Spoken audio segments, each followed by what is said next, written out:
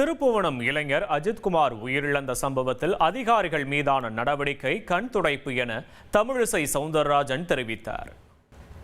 ஒரு சந்தேகத்தின் பேரில் ஒரு 9 பவுன் காணோன்றதுக்காக இவ்வளவு கொடுமைப்படுத்தினீர்கள் என்றால், அந்த மடப்புறம் காளியின் வாசலில் இந்த கொடுமை நடந்து கொண்டிருக்கிறது என்றால், அந்த சிசிடிவி கேமராவை பார்க்கும்போது கண்களில் நீர் வடிகிறது.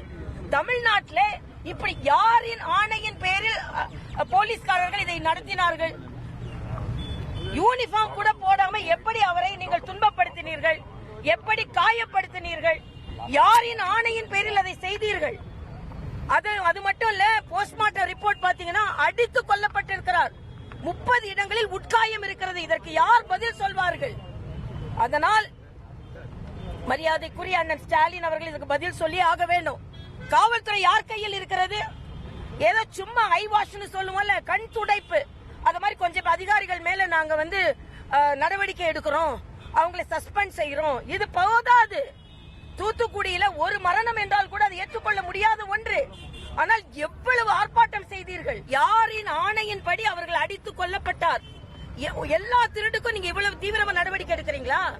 ஒரு செயின் காணாமச்சுன்னு யாரான்னு ஒருத்தர் சொன்னா எல்லா திருட்டிற்கும் இப்படி நீங்கள் நடவடிக்கை எடுக்கிறீர்களா?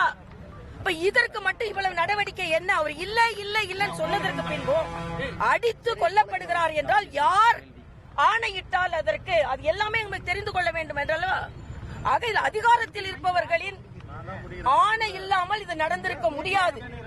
ஆக ஒரு செயின் காணாம போச்சுன்னு சொன்னா உடனே எல்லாரையும் நீங்க கூட்டிட்டு போயிட்டீங்களா?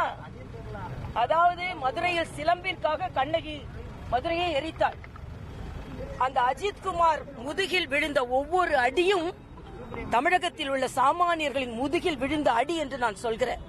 அந்த இதயம் நிற்பதற்கு அந்த அளவுக்கு அடி அடிக்கப்பட்டிருந்தது என்றால் இது தமிழக மக்கள் மீது விழுந்த சம்மட்டி அடி.